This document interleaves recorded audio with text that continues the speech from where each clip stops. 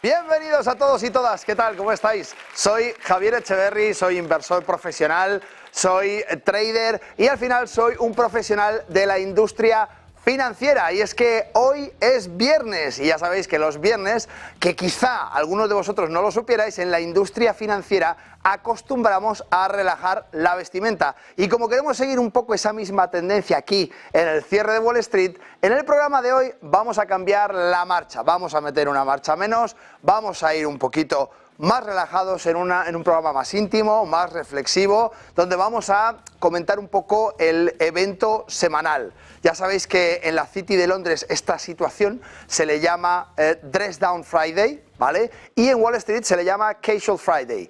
Pero en definitiva el concepto es el mismo. La cosa es estar un poco más tranquilos, sentirnos relajados y que todo fluya de la mejor manera posible. Yo creo que el programa de hoy os va a gustar muchísimo, así que espero que os resulte súper interesante. Vamos con la cabecera de hoy.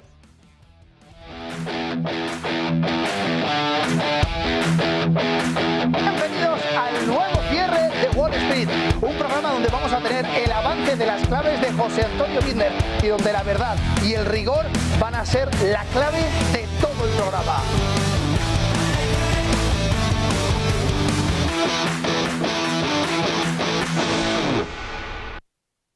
Pues hoy tendremos en nuestra parte editorial un tema que considero más que relevante y es que resulta que Ray Dalio, fundador de Bridgewater Associates, es decir, el fondo este de coberturas tan famoso, ha expresado un marcado pesimismo sobre la economía global, destacando varios factores que podrían desestabilizar los mercados. Ha hablado incluso de una posible guerra civil en Estados Unidos en 2024. Os traemos el avance de la semana también con ese vídeo que nos va a dejar Marta Vilar, en el que nos hace una idea de qué es lo que va a pasar la semana que viene, de qué tenemos que estar pendientes y de a qué tenemos que centrar nuestra atención. Después del vídeo de Marta veremos un poco más adelante el consultorio en el que hoy tendremos en persona a Gonzalo Cañete. Estará aquí en el estudio con todos nosotros y recordaos que podéis mandar todas vuestras consultas a este teléfono. Aquí, ahora sí, me lo voy aprendiendo. Aquí está, 609-075-552. Y con este teléfono vais a poder mandarnos vuestra videoconsulta. Os ponéis el teléfono, oye Javier, oye Gonzalo, quiero saber de este título, de esta acción. Es que resulta que me interesa porque estoy comprado, estoy vendido, me lo ha recomendado el dentista y me ha dicho que está ganando una fortuna. Mandádnoslo, no hay ningún problema. Nosotros vamos a estar aquí con vosotros en Negocios Televisión comentando todas y cada una de las cosas que sean interesantes al respecto. Después vamos a ir en la segunda parte de este programa, a la primera parte de este programa vamos a ir con la parte editorial.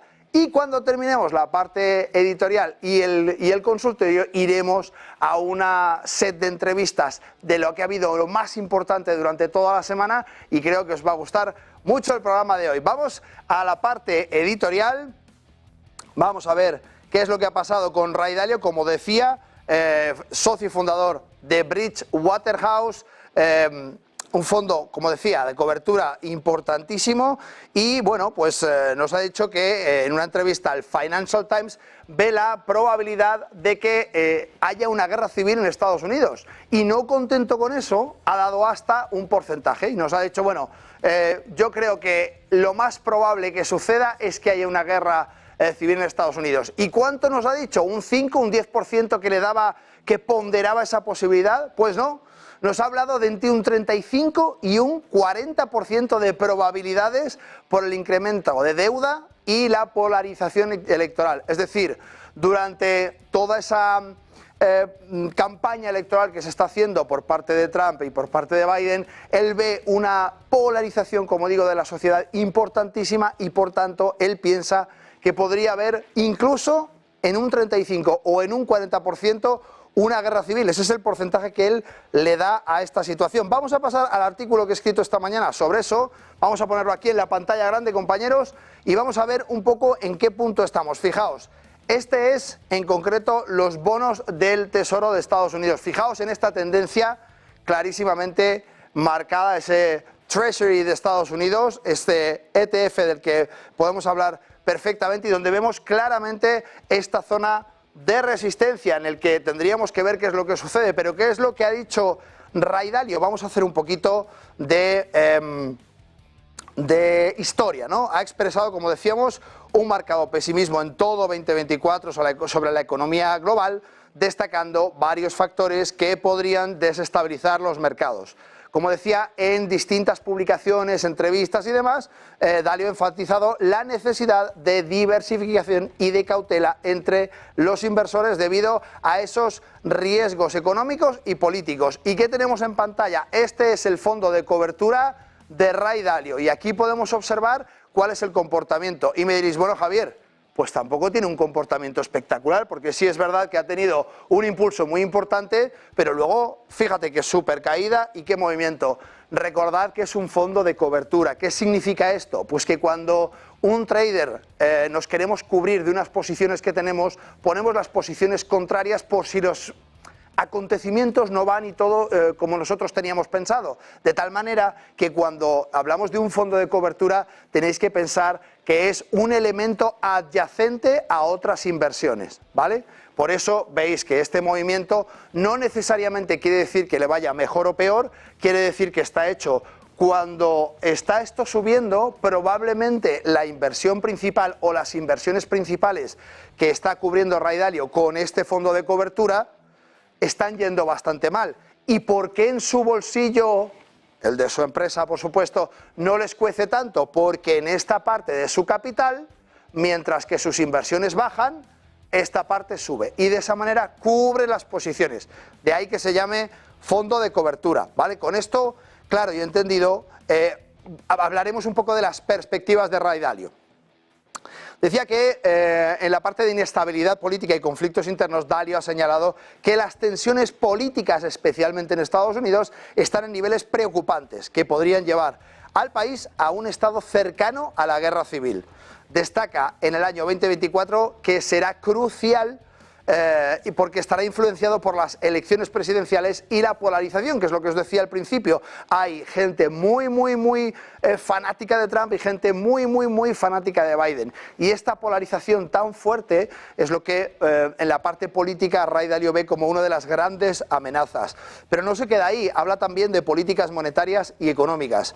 Según Ray Dalio, las políticas monetarias previstas tendrán impactos profundos en la economía global y advierte que el crecimiento económico podría ser menor del esperado. Importante, fijaos lo que decía, voy haciendo en todo este artículo distintas fases para que podáis ir siguiendo el contenido total de esta información que nos trae Ray Dalio y que al final es una de las voces más significativas, también, ojo, de las más pesimistas que nos encontramos en Estados Unidos, pero muy a menudo acierta con sus predicciones y por eso es una de las voces más autorizadas para hablar de este tipo de cosas. Hablamos de diversificación y riesgos de mercado y es que Dalio recomienda una diversificación robusta en las carteras de inversión para mitigar los riesgos. Señala que aunque los activos actuales reflejen cierta medida que van bien gracias a los fundamentos económicos, existe una complacencia excesiva y eso es de lo que hablamos muchísimas veces. Tenemos los mercados en máximos cuando realmente no todo está tan bien. De hecho, si nos fijamos en los índices, los vemos funcionando muy bien, pero porque están compuestos por muchas empresas y algunas de ellas, que son las que más pujan, las que más ponderación tienen, realmente están empujando muy bien. Pero otras empresas con menor ponderación o con menor capitalización dentro de ese fondo, dentro de ese índice, están yendo bastante más regular y eso no lo vemos, pero cuando analizamos profesionalmente un índice y vemos todos los componentes, la ponderación, es decir, la cantidad que importa dentro de ese fondo de cada uno de los activos que lo componen o dentro de este índice, pues lógicamente nos damos cuenta de que lo que parece que va muy bien en una gráfica fantástica, que es la suma de todos ellos, realmente está mantenido por 12, 15, 20 valores de 500 en el caso del SP500, por ejemplo, ¿no? Bueno, teniendo todo esto en cuenta, Ray Dalio nos habla de que es muy interesante buscar bonos del Tesoro en Estados Unidos, de que es muy interesante buscar bonos corporativos en Europa. ¿Y por qué bonos corporativos en Europa? Pues porque probablemente Ray Dalio está viendo que el movimiento del Banco Central Europeo puede ser bastante más pronto, esa bajada de tipos de interés, esa reactivación un poco de la economía, esa relajación de las políticas monetarias tan severas que tenemos ahora mismo con el crecimiento de los tipos de interés que hemos tenido, y podría darse antes. Y por eso nos habla de los bonos corporativos en Europa. Por supuesto, ETFs de renta fija. Muchos de vosotros habéis escuchado hablar de los ETFs, sobre todo aquellos que no los conocíais, con el boom del ETF del Bitcoin. Y es que ha sido muy nombrado ese ETF que por fin la SEC, el regulador, la autoridad máxima en regulación en Estados Unidos, ha admitido que exista un instrumento, un Exchange Traded Fund, lo digo muchas veces en Negocios Televisión, que no es otra cosa que un fondo que está cotizado, en este caso el del Bitcoin, que se ha hecho muy famoso para aquellos que no sabíais lo que era un ETF, pues muchos de vosotros gracias a esto ya lo sabréis. ¿Qué tiene de bueno y por qué Ray Dalio recomienda esos ETFs? Porque nos permiten una gestión pasiva, es decir, como todo fondo, nos permite que el gestor del fondo, el trader, el inversor que decide qué es lo que se compra, qué es lo que se vende y en qué cantidad, con qué exposición a mercado, sea quien toma las decisiones. Claro, nosotros como inversores, los que somos profesionales, llevamos mucho tiempo en esto, hemos estudiado mucho y hemos trabajado muchísimas horas delante de las pantallas, pero aquellos que quizá invertís de manera más casual o que no os habéis profesionalizado, aunque llevéis muchos años invirtiendo, pues lógicamente no hacéis la misma gestión o el mismo análisis que puede hacer pues un analista profesional, un analista de mercados o un gestor de carteras, que al final es de lo que se trata, ¿no? Cada uno con nuestra cartera intentamos hacer exactamente eso. En conclusión, al final nos dice Ray Dalio que el estado de la economía en 2024 probablemente sea complejo y por tanto nos recomienda que tengamos muchísima prudencia. La noticia de hoy es importantísima, sobre todo el titular, ¿no? Esa manera de, vamos a decir, de meternos miedo, de meter presión dentro de la economía en Estados Unidos, hablando de guerra civil. Fijaos de lo que estamos hablando. Y un peso pesado además como Ray Dalio. De hecho, la mayor parte de medios de comunicación financieros se han hecho eco de esta noticia. En el artículo, como digo, de TradingView podéis ver además un montón de fuentes interesantes donde vais a poder enteraros más en profundidad de todo esto que estamos hablando, vais a poder investigar un poco más del fondo de Ray Dalio y vais a poder entender exactamente cómo funciona su manera de dirigirse al inversor y cómo funciona su fondo. Os recomiendo que le echéis un vistazo porque es muy interesante y creo que os va a llamar mucho la atención. Dicho esto y habiendo terminado la parte editorial, donde ya sabéis que tenemos que tener un 2024 con muchísimo cuidado, vámonos directamente a esos comentarios de Marta Vilar. ¿Qué es lo que va a pasar la semana que viene, Marta? Pues sí, muy buenas noches. La semana que viene va a ser de nuevo una semana muy ajetreada en cuanto a datos macroeconómicos. Tendremos ya, empezaremos a tener datos de PMI en Europa, también en Japón, del otro lado del mundo, pero además también contaremos con un dato macro importante, que es el dato del PIB alemán. Y por supuesto muchas comparecencias de banqueros centrales, empezando, por ejemplo, por la presidenta del Banco Central Europeo, de Christine Lagarde, que va a hablar en varias ocasiones la próxima semana. Empezamos cronológicamente. El lunes, ¿qué tendremos? Pues en primer lugar el dato de IPP de Alemania, dato de inflación mayorista, que ya saben que es especialmente importante porque nos sugiere dónde podría llegar la inflación del consumidor, el IPC en este caso. Además, también el lunes tendremos comparecencias de muchos gobernadores de la Reserva Federal, Christopher Waller, tendremos también a Rafael Bostic hablando, y además el martes tendremos una visita muy importante a Alemania, la de Janet Yellen, la secretaria del Tesoro, estará allí en Alemania, comparecerá, y ese mismo martes también escucharemos en primer lugar a la presidenta del Banco Central Europeo, a Christine Lagarde, que va a hablar muchas más veces a lo largo de la semana. También la escucharemos el miércoles y el jueves, pero es que también el viernes se espera que hable la presidenta del Banco Central Europeo, cuando quedan solo semanas para que se produzca ya lo que muchos esperan que sea la primera bajada de tipos de interés del BCE. El miércoles tendremos también dato importante de inflación, pero en el Reino Unido. Ya saben que aquí en este país la inflación ha bajado un poquito más despacio que en Europa, y aquí es importante también porque hemos llegado a tener una recesión técnica técnica. El Banco de Inglaterra todavía no se plantea bajar tipos de interés, pero es probable que lo haga quizá en la reunión de junio, igual que el Banco Central Europeo. El miércoles también tendremos, como les decía antes, comparecencia de Lagarde. El jueves será el día en el que lleguen ya prácticamente el grueso de los datos de PMI en Europa, pero también, les decía antes, en Japón. Y el viernes, además de hablar y de escuchar hablar a la presidenta del BCE, tendremos dato de PIB en Alemania, importante porque ya saben que ha esquivado la recesión muy levemente, pero lo ha conseguido. Tendremos la confirmación del dato de PIB del primer trimestre. Pues muchísimas gracias, Marta.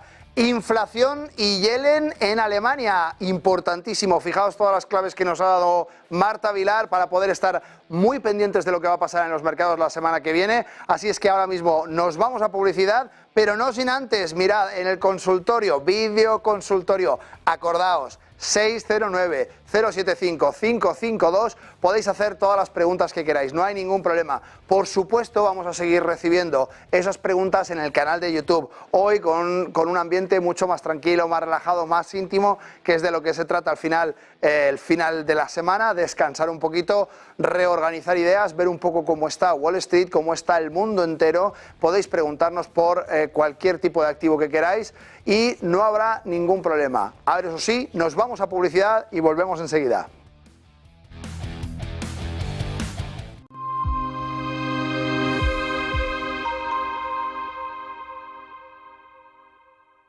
El arranque de 2024 está siendo en general positivo en el plano macroeconómico. Bajo esta coyuntura, pensamos que estos son los 3 factores a monitorizar en este segundo trimestre del año.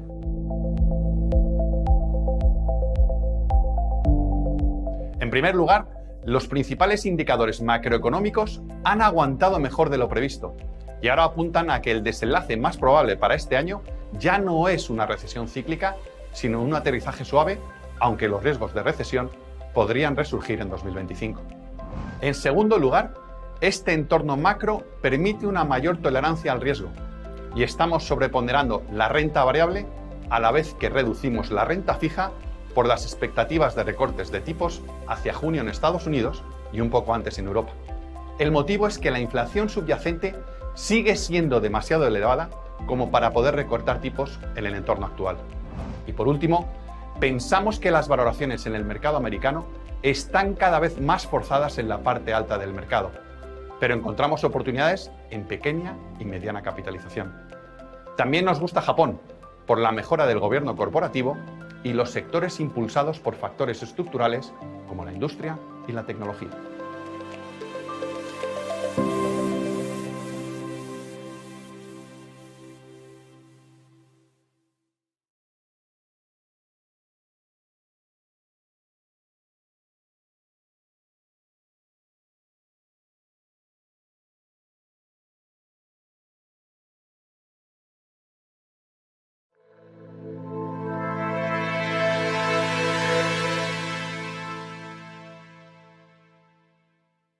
¿Cuántas veces has dicho, aquí hay más de lo que nos están diciendo?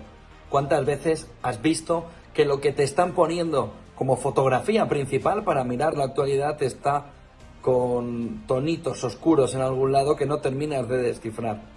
¿Cuántas veces miras alrededor y dices, aquí hay más información de la que de verdad nos están dando?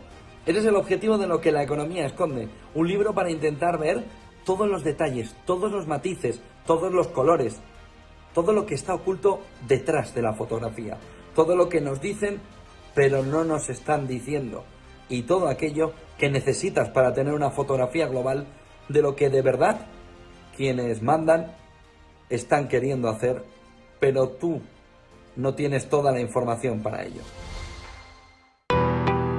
¿Qué es Bitcoin? Hoy vamos a explicarles qué es exactamente Bitcoin, explicándoles los conceptos básicos para que entiendan esta criptomoneda de la que todo el mundo lleva años hablando. Esta explicación les servirá para saber también qué son exactamente las criptomonedas y cómo funcionan, para que puedan tener una noción un poco menos técnica de cómo funciona todo esto y a lo que nos referimos con cada término. Bitcoin es una criptomoneda o moneda virtual, concretamente la primera que fue desarrollada. Es la criptomoneda que le ha marcado el camino a todas las demás que llegaron después utilizando su tecnología. Esta tecnología es la cadena de bloques o tecnología blockchain, que también se utiliza para otras cosas. La primera de las criptomonedas fue creada por Satoshi Nakamoto, que es el seudónimo que corresponde a una persona que nadie sabe exactamente quién es, aunque sí que es cierto que ha habido muchas teorías. Esta persona publicó en 2009 un artículo en el que describía un sistema de pagos P2P al que llamó Bitcoin. Al cabo de unos meses, él mismo publicó la primera versión del software que permite gestionar la red de la moneda y que además empieza a interactuar con los primeros interesados en foros. La cantidad total de bitcoins que se emiten cada año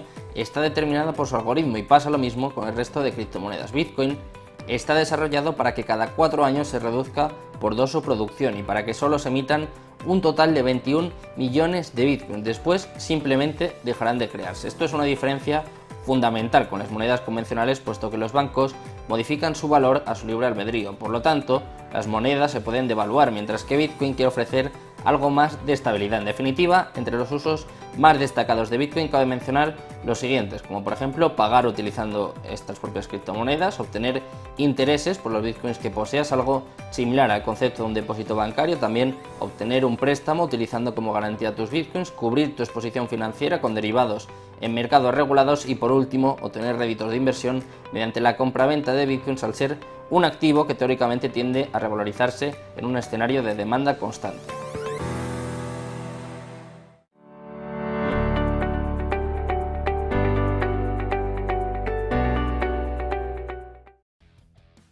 Pues ya estamos de vuelta en este cierre de Wall Street de viernes, de Casual Friday, como dicen en Wall Street. Nada, muy relajaditos, muy tranquilos, y de lo que se trata hoy es de hacer un poquito de reflexión, de estar en una manera un poco más íntima, charlar entre nosotros. No hay velocidad, no necesitamos correr, lo que teníamos que hacer lo tenemos ya hecho, y lo único que hay que hacer es vigilar posiciones y hacer un poco de recuento. Y para hacer este recuento hace tiempo que no vemos un poco la inflación de alimentos. ¿Qué os parece si echamos un vistacito? Fijaos, en la inflación de alimentos en España estamos observando un impulso fortísimo. Fijaos que tenéis puesto aquí todas las fechas del 21, 22, 23 y 24. Estas barras que veis separando es la inflación anual. Y vamos a hacer una comparativa que a mí me gusta seguir siempre, porque en la inflación de alimentos es donde a pie de calle muchas veces notamos cómo está funcionando la economía. ¿No os pasa a menudo que decís, oye, es que no sé quién ha dicho que la economía va muy bien, las bolsas van como un tiro, pero oye, mi salario no ha subido, me toca ir a hacer la compra, me gasto más que nunca, me cunde menos que nunca? Pues este tipo de gráficos, este tipo de información es exactamente la que necesitáis para entender cómo se comportan los mercados financieros, cómo se relacionan con la economía y sobre todo cómo se traducen a pie de calle, que creo que es súper importante entenderlo. Fijaos, en España hemos visto un empujón hasta los 16,64% de inflación justamente a principios del 2023 en toda esta zona que podéis observar claramente, y ha ido poco a poco descendiendo hasta el punto actual donde estamos con solamente 3 subidas, 2 en concreto en el 2023 y una subida en el 2024. Fijaos que en concreto en junio nos dio un valor de 10,31, bajamos de 16,64 a 10,31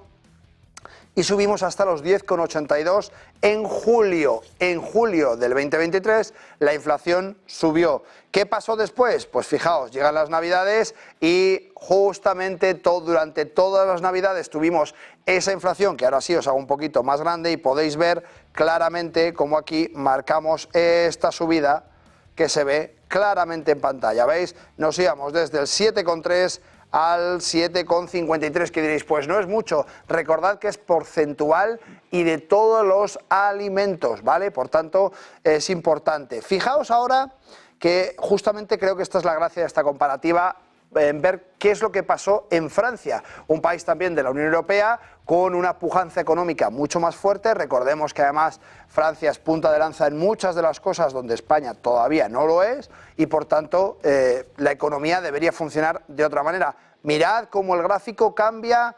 Fijaos, os pongo uno y os pongo el otro. ¿Os dais cuenta de qué diferente es el gráfico? Teniendo en cuenta que además nos vamos a una inflación del 1,2%, mientras que en España estamos actualmente en el 4,7%. ¿Qué significa esto? ¿Que la inflación ha bajado? No, que ha crecido menos, ¿vale? Esto es importante, tenemos que entender cómo funcionan las gráficas. Cuando vemos un gráfico de inflación y decimos que la inflación está bajando, lo que queremos decir realmente y de manera literal es que la inflación se está moviendo, está avanzando de modo menos veloz, ¿vale? Por tanto, cuando yo digo que aquí la inflación ha bajado del 14,91 al 14,25, no es que haya bajado, es que se ha incrementado menos del 14,21 al 14, en este caso, con 31. Por eso es importante tener este dato en cuenta. Hagamos una comparativa con la locomotora de Europa, Alemania, y fijaos lo que va a suceder. Hemos llegado hasta una inflación del 0,15. Si os fijáis, aquí vamos a ver una caída importantísima desde una inflación nada desdeñable del 21,2% que vemos en concreto el 1 de marzo del 2023. Llegábamos a ese 21,2% y hemos caído hasta el 0,15. Casi hemos dejado de tener inflación en Alemania.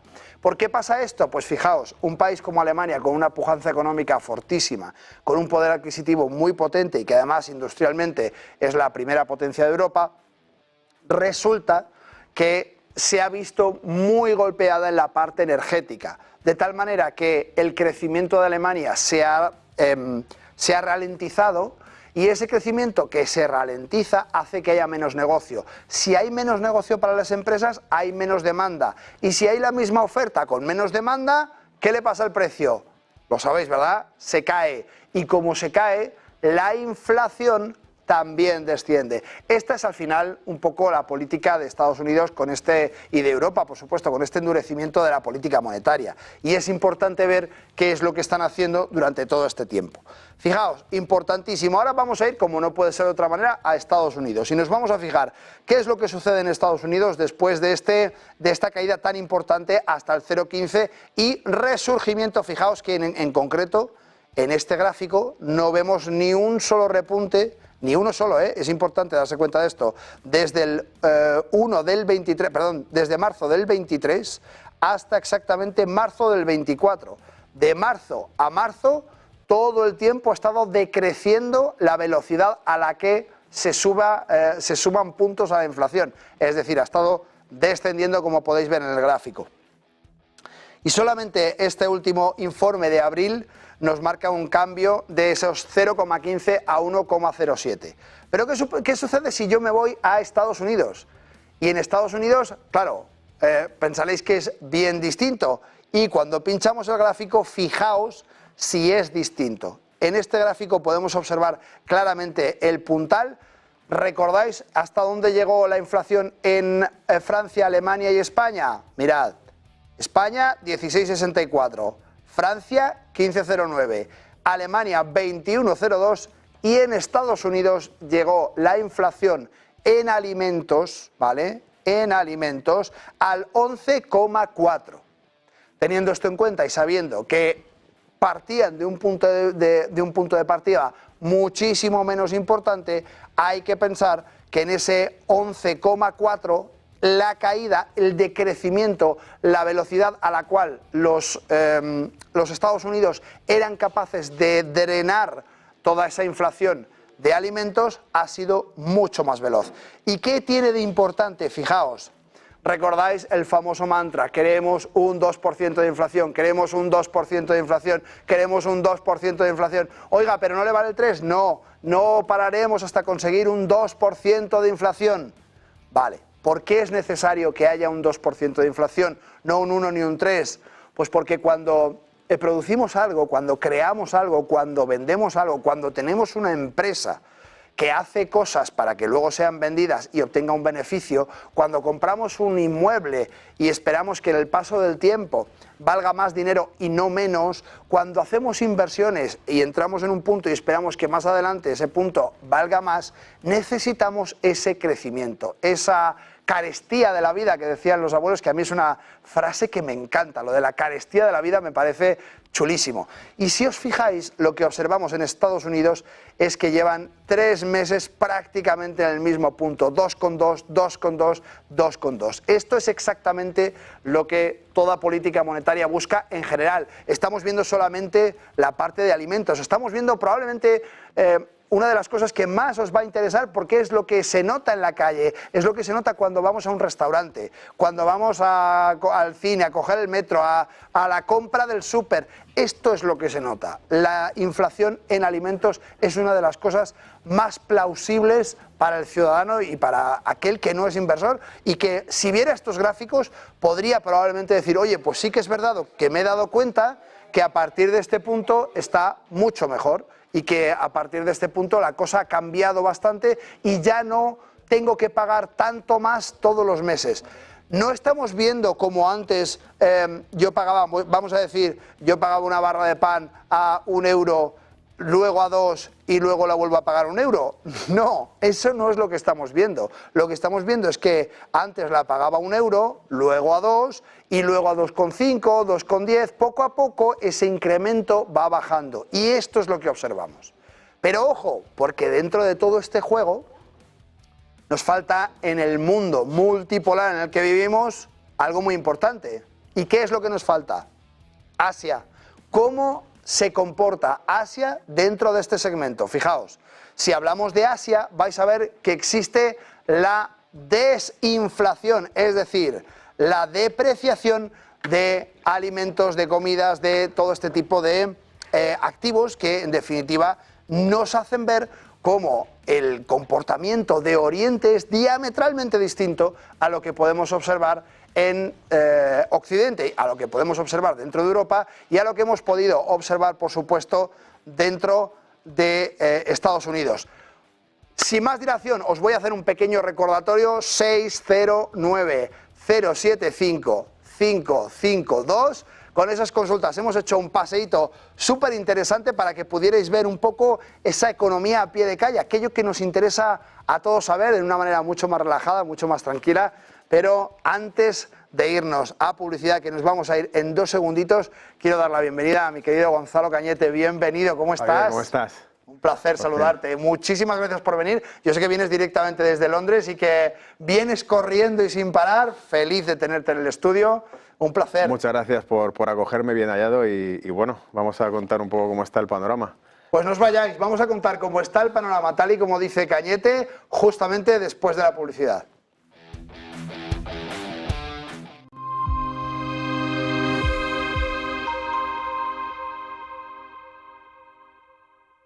¿Verdad que no saltarías de un avión sin paracaídas?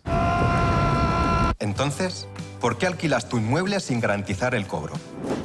Con el nuevo servicio Garantía Indefinida SEAC, tienes garantizado el cobro del alquiler puntualmente. Defensa jurídica, daños por vandalismo y protección antiocupas. Alquila tranquilo, SEAC responde.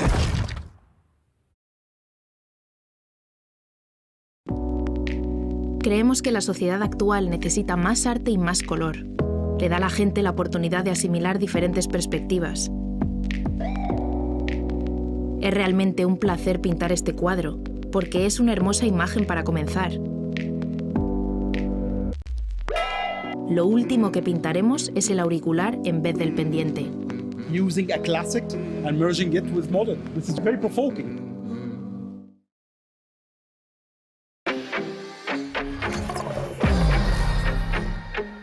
¿Quieres invertir en bolsa? Déjame enseñarte algo. Él es Guille, compra acciones de empresas de videojuegos. Y él es Javier, invierte en acciones del mundo del motor. Y ella es... ¿Pero cuál es la comisión? 0 comisión. Abre tu cuenta de cliente totalmente online, invierte en acciones y fondos cotizados sin comisiones hasta 100.000 euros al mes. ¿Y tú? ¿En qué vas a invertir?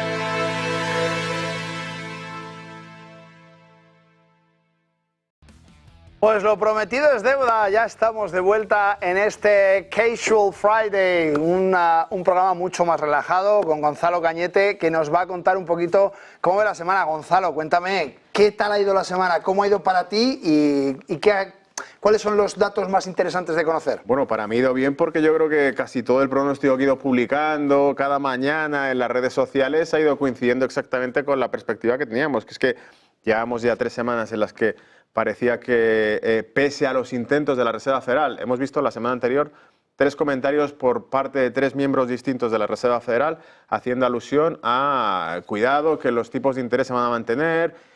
Cascaris incluso llegó a decir pueden subir. Hemos visto que esta semana se descartaba la opción basado en Powell de que se subiesen, pero pese a esos intentos de asustar al mercado, Wall Street seguía subiendo viento en popa, y yo creo que era básicamente porque empezábamos a ver datos macroeconómicos en Estados Unidos que nos mostraban cierta habilidad en la economía estadounidense. En concreto, los hemos repetido ya en el cierre del miércoles, pero tenemos ese PIB que crece por debajo de lo esperado.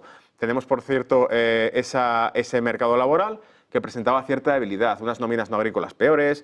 Las horas, ¿no? También se nota mucho en las horas de trabajadas por trabajador, también, eso es. También. Y hemos visto que si la principal preocupación de la Reserva Federal era el coste laboral, porque veían que, bueno, lo compartimos en su momento en redes también y lo trajimos aquí, esa composición de la inflación está básicamente, veíamos una disminución en los bienes sobre alimentos, sobre energía, pero lo que era todo el sector servicios seguía siendo prácticamente intocable, seguía sin ningún tipo de corrección, y por lo tanto creo que el mercado laboral es la clave para ellos y por eso le prestaba mucha atención. Los datos malos del mercado laboral de la semana pasada son los que han traído un optimismo a la bolsa, a Wall Street, que veía que pese a las palabras de la Reserva Federal, pese a comentarios de Cascaris, pese a comentarios de otros, la cosa tiraba. Es decir, decían, vale, seguimos comprando y seguimos subiendo. Y los latigazos que hemos visto, especialmente en los futuros del Standard & Poor's, alcistas, han producido las 2 últimas semanas pese a los comentarios de la Reserva Federal.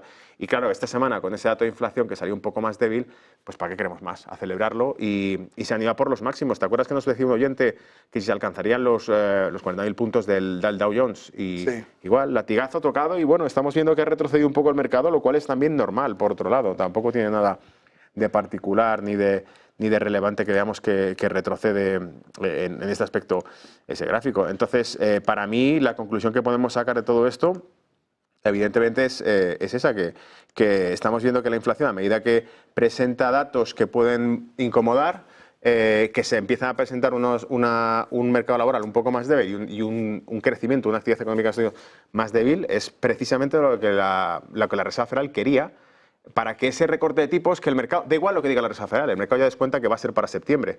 Veremos, o sea, yo creo que lo que hemos aprendido durante el último año y medio, precisamente, es que la Reserva Federal no sabe por dónde tira ni por dónde va. Porque acuérdate que en 2021 nos decían que iba a ser transitoria la inflación. Sí, hombre, que sí me acuerdo. Mira, tenemos aquí el gráfico. Cuando nos dijeron que iba a ser transitoria, es justo cuando estábamos a las puertas de pegar un latigazo, y todos los periodos de inflación posteriores a eso siguieron subiendo y subiendo a máximos de 40 años las tasas de inflación, casi 2 dígitos en tasas de inflación. Bueno, y decían que iba a ser transitoria, ¿no?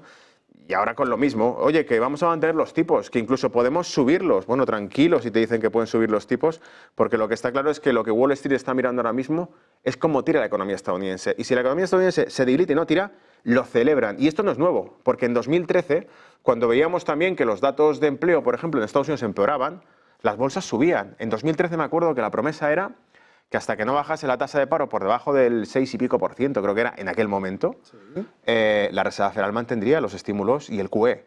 ¿Y qué pasa? Que cada vez que aumentaba la tasa de paro o salía un poquito peor, la bolsa subía a toda pastilla. Por lo tanto, este comportamiento que tenemos, que es maníaco-depresivo por parte de las bolsas, no es nuevo y lleva lloviendo ya mucho con esto. Cuanto peor, mejor. Esa es la frase. Cuanto peor, mejor. Al final esa es la idea, ¿no? Sí, sí. Pues vamos a la primera videoconsulta, que no está nada peor. Pedro nos pregunta por Energy Fuels. Dice que las tiene compradas en 7,4 y el suelo y las resistencias que tiene de por medio. A ver, vamos a ver ese vídeo de Pedro. Buenas tardes. Lo primero, agradecimiento por el programa que hacéis. Y quisiera saber sobre Energy Fuels, que las tengo compradas en 7,40, el suelo y las resistencias que están de por medio. Muchas gracias y ánimo con el programa. Pues Pedro, muchísimas gracias. Vamos directamente con Gonzalo, que te va a contestar inmediatamente. Nos ha dicho que las tiene compradas en 7,40, ¿no? 7,40 ha dicho. Bueno, están ahora mismo en 6,68, pegando una buena tirada para arriba. Vamos a echarles un vistazo. Fíjate bien, yo creo que, o sea, la tiene pillada más arriba, pero está rebotando. Los rangos que le podemos indicar a nuestro amigo, básicamente, estamos poniendo ahora mismo, si lo están viendo en pantalla, ¿verdad? Lo que estamos viendo es que hay un rango en el que se ha encerrado el precio. Vamos a hacer lo que me encanta hacer, que esto, la gente se podrá quedar loca con esto realmente, pero cuando proyectamos esas tipos de simetrías, a veces van como un tiro. Fíjate en este caso, como los... vamos a tirar de pizarra con esto y así también se lo mostramos con rotulador aquí. Los máximos que nos va marcando aquí... Tengo la pizarra pillada, ¿sí? Pues no me está dejando dibujarla. Bueno, no te preocupes, se te ve con el puntero. Ahí, ¿no? Vale. A ver, creo que... No, sigue sin dejarme utilizarlo, bueno, no importa. Decía, a ver si ahora me deja. Sí, estos máximos de aquí, ¿vale? Que parece una zona clave que tiene que tratar, proyectan también los máximos siguientes en este rango, que es también una dimensión similar a este otro rango. Vale, ¿dónde nos encontramos? Al 50% del rango inicial, es decir, de este movimiento de aquí, donde el precio parece quedarse pillado, encajado. Entonces, a partir de ahí, cualquier movimiento que consiga el precio por encima de ese rango del 50%, sabemos qué objetivo tiene. Y esto, la verdad es que a veces va con una simetría increíble. Es decir, los 8,50, 8,60 que estamos viendo en pantalla, probablemente es a lo máximo que pueda aspirar si ve que consigue consolidarse. Es decir, que no se las quede más allá de esos niveles, porque probablemente, primero, veremos si consigue pasar de $7 y consolidar el precio por encima de $7, porque estamos viendo perfectamente que entre 6,70 y 7 es donde está el pivot, el primer pivot de este rango, esto de aquí.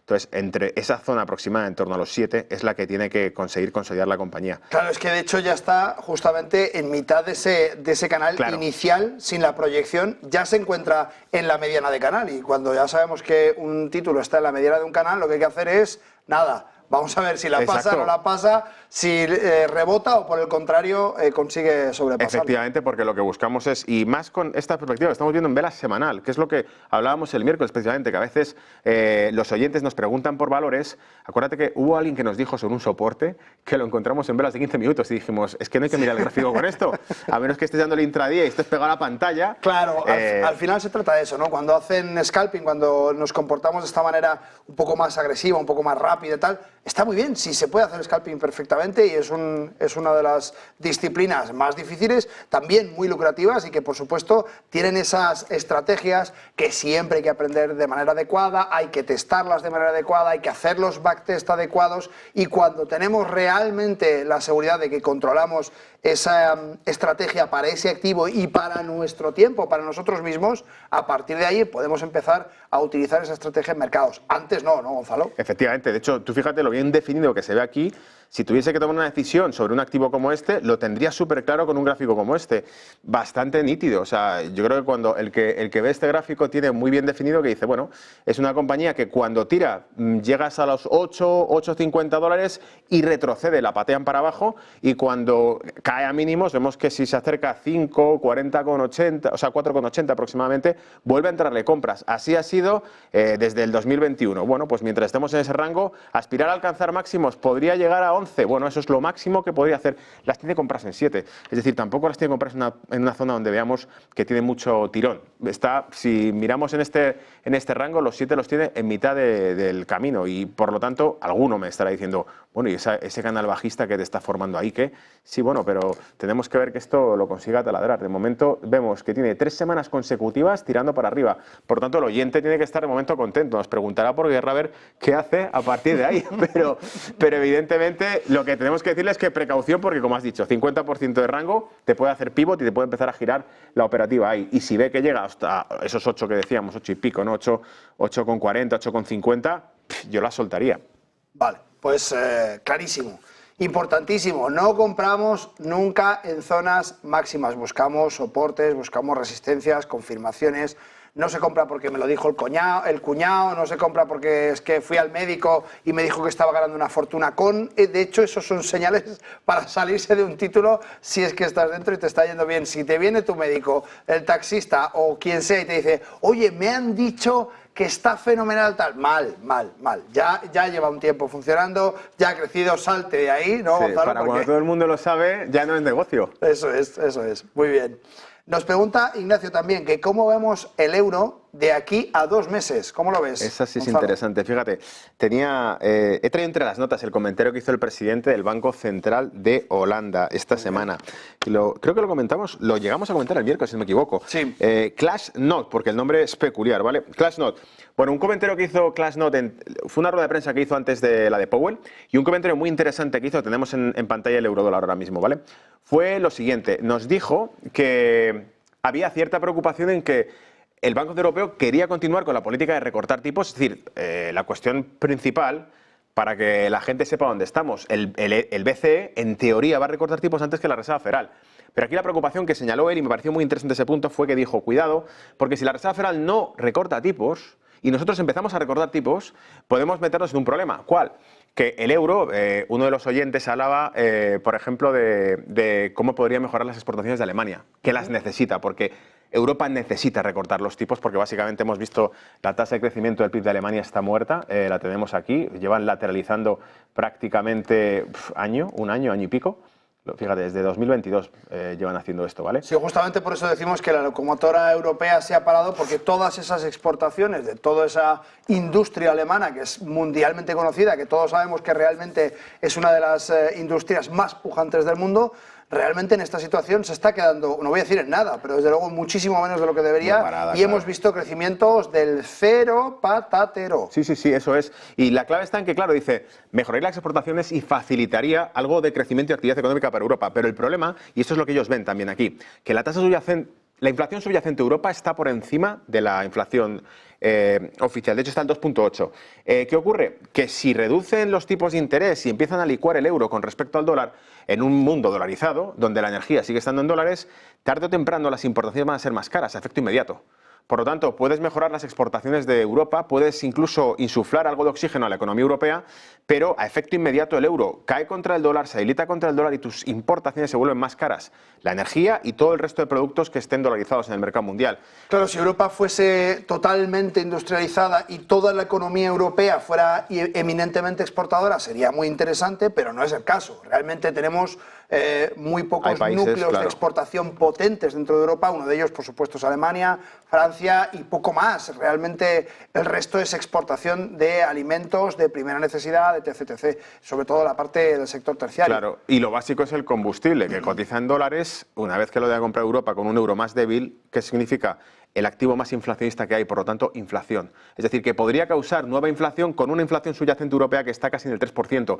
Luego, por mucho que Alemania presente una tasa de inflación del 2,2, si no me equivoco, que parece que hemos llegado a objetivo y hay que celebrarlo, la realidad es distinta. La realidad es que la subyacente en Europa está casi al 3%, y si reducen muy rápido la tasa de interés del euro, el BCE, lo que va a conseguir es que el euro se debilite frente al dólar y que haga que las importaciones sean más caras, el combustible sea más caro y por lo tanto golpee la inflación de nuevo dentro de Europa. Y si golpea la inflación les toca corregir lo hecho, deshacer todo y empezar a subir tipos. Ahora bien, yendo al gráfico, que es lo interesante también para que vean, quien lo vea esto en el corto plazo, igual como decíamos, el que esté analizando esto dice, bueno, pues yo lo que veo aquí es que el euro está cogiendo terreno al dólar y la cosa va muy bien. Y fíjate lo bien que lo está haciendo el euro, que cada vez sube más. Oye, Gonzalo, si el euro está subiendo habrá que plantearse que a lo mejor hay que estar alcistas y fuertes en el euro, como nos preguntaba. ¿Qué va a pasar con el euro los próximos meses?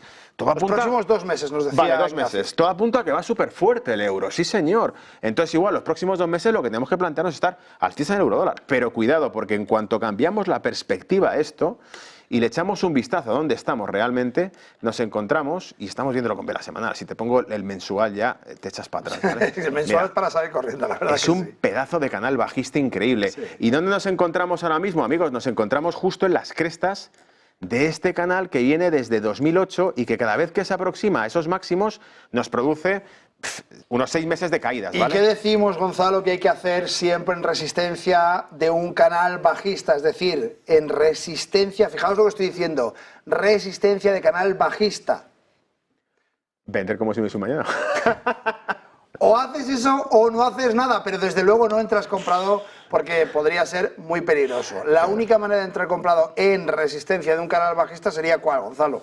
¿La única manera? De entrar comprado en una resistencia de canal bajista sería que la rompiera, que confirmara. Ah, bueno, claro, si vemos una ruptura al alza y que empieza a consolidar el precio, digamos que, y volviendo a la pizarra, que esto es súper divertido, me encanta porque puedes explicarlo todo sin palabras. Sí. Si vemos que taladrase, por ejemplo, estas zonas, ¿no? Y de repente, a partir de aquí, todo lo que caiga para abajo son zonas de compra. Es decir, todo esto sería zona de compra. Pero mientras esa ruptura no se produce, lo que estamos viendo es, incluso te digo, trazamos una paralela para que veamos hasta dónde podría dilatar. Te puede llegar a 1,11, 1,12, 1,1250, incluso 1,13, pero la movida está en que en cuanto esto llega a estas zonas, las probabilidades de que te vuelva a meter otra fase de 6 meses a la baja son amplias y que por fundamentales, no solamente es que el BCE vaya a recortar los tipos antes que la Reserva Federal, que ya de entrada nos dice que el euro sería más barato que el dólar, sino que sabemos también, mira, esta es otra cuestión fundamental, ¿vale? Más allá de los gráficos, si nos vamos a los bonos estadounidenses, yo me cojo un bono a 2 años de Estados Unidos y me paga casi el 5% de rendimiento.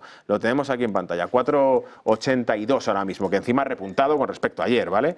Que esto va en paralelo a los tipos de interés. Si sube los rendimientos de los bonos es porque se interpreta que el tipo de interés se va a quedar donde está o va a subir. Es decir, hemos visto que a medida que se descartaban los recortes de tipos, el rendimiento, fijaos, esto era antes de que se planteasen los recortes de tipos. La bajada se produce en diciembre cuando Powell dice que se van a recortar tipos. Y a finales de febrero, cuando vemos que no hay recorte de tipos para marzo como se esperaba, se te va el rendimiento otra vez al 5%. Por lo tanto, si el bono americano me está pagando casi un 5% sobre mi ahorro, ¿para qué voy a meter el dinero en euro, que lo tengo aquí? El europeo me está pagando un 2,90. O sea, vale, te voy a cortar aquí. Explícanos qué significa que el rendimiento de un bono en renta fija suba. ¿Cuál es la traducción que tiene que hacer un inversor que diga, vale, ahora yo veo que el rendimiento de los bonos está subiendo? ¿Qué significa esto para un inversor? Vale. Digamos que cuando vemos el rendimiento de los bonos, lo que tenemos que entender es que lo que sube es la rentabilidad que genera ese bono. Exacto. Eso es inverso al precio que tiene el bono. Es decir, cuando yo compro un bono, si el bono está bajo la par, por ejemplo, lo que está haciendo es darme más rendimiento que el que tendría sobre el papel. Y por lo tanto, la caída de la demanda de esos bonos es la que hace que aumente el rendimiento. Cuando no se demanda bono americano, el rendimiento de los bonos aumenta. Por lo tanto, la referencia que seguimos... Vamos a parar ahí. Cuando no se demanda bono americano, el precio del bono cae... Y el rendimiento sube. Esto es importantísimo porque a menudo cuando escuchamos que han subido los bonos americanos, que han subido los bonos tal, nos pensamos que el precio del bono está subiendo. Y no. No, es al revés. El precio de los bonos está bajando porque nadie los quiere. Y como no los quiere nadie, hay menos demanda. Al haber menos demanda, el precio cae y tienen que subir el rendimiento que ofrecen para hacerlos más atractivos para aquellos inversores de renta fija. Importantísimo quedaos con esto, ¿vale? Porque aquí muchas veces nos sucede que nos confundimos con la terminología y es muy importante este pequeño detalle de la palabra rendimiento, que es lo que hace que entendamos cuándo la renta variable está más fuerte o está menos fuerte. En este caso vemos subir el rendimiento de los bonos y esto significa que la renta variable, que la renta fija está más débil. Y de hecho, la lógica que sigue todo esto es que si tú, por ejemplo, eres un ahorrador, como cualquiera que nos esté escuchando y tiene cierto capital ahorrado y además quiere meterlo en activos de bajo riesgo, tiene una opción. Si la tasa de interés referencial que existe en el sistema monetario en el que se encuentre, da igual, es decir, si estamos en la zona euro o si estamos en Estados Unidos, si la tasa de interés referencial de esa zona o esa región económica tiene, por ejemplo, en el caso de Estados Unidos, un 5,25 y el banco en cuestión, el banco comercial donde tengo un depósito a plazo fijo, me ofrece un 4,50, un 5, es interesante. Si van a bajar los tipos, el banco automáticamente actualiza las tasas que me va a pagar por mi ahorro y me va a pagar a lo mejor un 4. Un 4,15, un 4,20, pero me voy a un bono y de repente veo que el bono me paga un 5. Automáticamente ese arbitraje que se produce natural hace que el ahorrador diga, mira, si el banco me está pagando en un depósito a plazo fijo un 4,20 y tengo el bono estadounidense cotizando un 5% de rendimiento, me interesa más el bono. Claro. Por lo tanto, el ajuste que se produce es a medida que los intereses referenciales son más elevados, la demanda de bono cae y el rendimiento del bono sube. Por lo tanto, el mejor indicador para saber si los tipos de interés se van a mantener altos o van a subir es el rendimiento del bono, porque va a la par que la tasa de interés. Si la tasa de interés es alta, la demanda de bono cae y el rendimiento del bono sube. Y si al revés, la tasa referencial cae, viceversa. Si vemos que se enfría el rendimiento de los bonos, si pasa de ese 4,65, estamos viendo el alemán, si pasa del 4,80 el estadounidense y vuelve a caer por debajo del 4,50 por aquí abajo, significaría que entonces el recorte de tipos ya viene. Ya está llegando. Cualquier repunte que vemos aquí es que el recorte de tipos no se va a producir y generalmente va inverso a la renta variable. Muy bien. Pues lo dicho, nos piden también, Juan Ignacio, que nos miremos el crudo. Yo creo que te he escuchado un poco antes de hablar de lo que estaba sucediendo con la parte energética y nos pide que hablemos del crudo Brent. Sí, lo tenemos en pantalla el Brent. Lo que estamos viendo es que ha ido cayendo, ha ido disminuyendo hasta las zonas que vemos como de soporte, en torno a 80, 81 dólares. 83 yo creo es referencia. Teníamos aquí como zona limítrofe esos 88 dólares el barril Brent. Interesante, tú lo comentabas, por ejemplo, el miércoles. Oye, ¿puede influir realmente en el precio del crudo? Porque estamos viendo un crudo que está enfriándose y cayendo y cayendo. Nos dice varias cosas. Primero, los riesgos geopolíticos que vemos son mentira, en principio, porque si no, esto no estaría así. Es decir, estamos viendo que a priori tenemos dos guerras que afectan a dos países que tienen alta influencia en el sector energético. El primero es uno de los top 3 exportadores del mundo, que es Rusia. Se han sancionado, parece que los flujos comerciales de Rusia no se han interrumpido, parece que básicamente porque China está respondiendo con demanda de crudo, pero tenemos por ejemplo Irán que amenazaba con cerrar el estrecho Hormuz, que podría hacer que el crudo se fuese a 150 dólares. Si eso es cierto, si hubiese un riesgo real de eso, estaríamos viendo un mercado del crudo respondiendo. No ocurre. Hemos visto una OPEP también que hablaba de que extendería las restricciones a la producción hasta el segundo semestre de este año. Si eso es cierto, tampoco se refleja. Bueno, pero incluso si las extendiera, Gonzalo, como la demanda tampoco ha cambiado, se mantiene en el mismo sitio. Exacto. Es decir, estaríamos flat. Eso es, no hay un decalaje de una cosa a la otra, porque al fin y al cabo lo que estamos viendo es que ese comportamiento nos trae una relajación, y la relajación al final es lo que nos permite ver ese crudo en las zonas en las que lo estamos viendo en este momento, ¿no? Efectivamente. Y tú comentas una cosa muy interesante, que era aquí el mayor consumidor de crudo del mundo, como el de muchas otras materias primas, es China. Entonces, si miramos hacia China y vemos realmente cuál es la situación económica ahora mismo de China, podemos intuir un poco cuál va a ser el desarrollo del crudo. Por ejemplo, en 2023, nuestro principal temor, y por eso también tenemos un crudo que iba renqueando y debilitado, era que los datos que presentaba China mostraban casi deflación, caída del consumo interno, un sector inmobiliario con bastantes problemas, y esta mañana, por ejemplo, la madrugada de hoy, hemos visto publicados la producción industrial de China. Fíjate, he anotado simplemente dos factores positivos y dos factores negativos con respecto a la economía de China, que nos daría una pista realmente sobre el mayor consumidor de este producto, ¿qué es lo que va a hacer? ¿Va a consumir más o no? Porque va a ser el que pueda determinar por el lado de la demanda si el precio va a subir o va a bajar. Y teníamos que aumenta la producción industrial, que disminuye ligeramente el desempleo en China, pero que las ventas minoristas salen más flojas, por lo tanto, la demanda interna de China sigue siendo un problema que la debilita, y esto ya lo hemos comentado desde el 2023, era uno de los talones de Aquiles. Y luego la inversión en activos fijos, que no deja de ser también sector inmobiliario, y que no deja, fíjate, he leído esta mañana que reducían el loan to value, el depósito inicial para hipoteca, lo pasaban del 20, del 20 y pico por ciento en China al 15%, si no me equivoco, sobre tu primera vivienda, y de la segunda vivienda que tienes del 30 y pico al 20 y pico por ciento. Es decir, están tratando de crear un apalancamiento sobre los activos inmobiliarios o flexibilizando para evitar ese tipo de impagos. Bueno, es que es el verdadero talón de Aquiles de China. Exacto, en este momento. Por el tamaño que tiene. Claro, por el tamaño que tienen, porque además han intentado expandirse como lo hacen en Occidente, pero no tienen una política como la occidental. Recordemos que tanto el régimen político como el acervo cultural son bien distintos, y que por tanto, si te intentas expandir como un país que no tiene tus mismas características, lo que te puede suceder es que no te vaya bien. Y en este caso han cogido en la parte de inmobiliaria pues lo peor de Occidente, desde luego, ese nuevo quantitative easing que parece que China va a empezar a adoptar, que yo no tengo muy claro que al final acaben entrando dentro de esa política expansiva. No sé cuánto lo van a hacer, pero sí sé que son jugadores a largo plazo, que siempre lo digo, y que si lo hacen será de manera puntual para no revertir ese crecimiento, ¿no? Claro, porque uno de los principales problemas que tiene China es precisamente el renminbi y la debilidad del yuan con respecto al dólar. Por eso la política monetaria de China, dependiendo de la situación en la que se encuentre el yuan, se ve capaz de lo que es política monetaria, porque hemos visto que hace 6 meses, cuando teníamos al yuan en mínimos contra el dólar, porque el dólar ha estado metiendo unos volantazos fuertes, es decir, el dólar ha machacado en 2022 a todas las monedas occidentales y por supuesto lleva por delante las asiáticas, incluido el yen. Cuando además decíamos que se iba a debilitar, acuérdate, en 2021, no, bueno, el dólar lo vemos complicado, es probable que se vaya a debilitar, tal, eso nada. Pero porque era lógico, además, decía, claro. Bueno, tú fíjate, una de las cuestiones principal. Mi opinión particular ha sido apostar por el dólar. Lo llevo largo en dólar como 2 años ya. Pero en concreto porque insistían que lo que tira es la economía estadounidense en muchos aspectos y porque saben jugar sus cartas mucho mejor y porque tiene a Europa de comodín para cada cosa.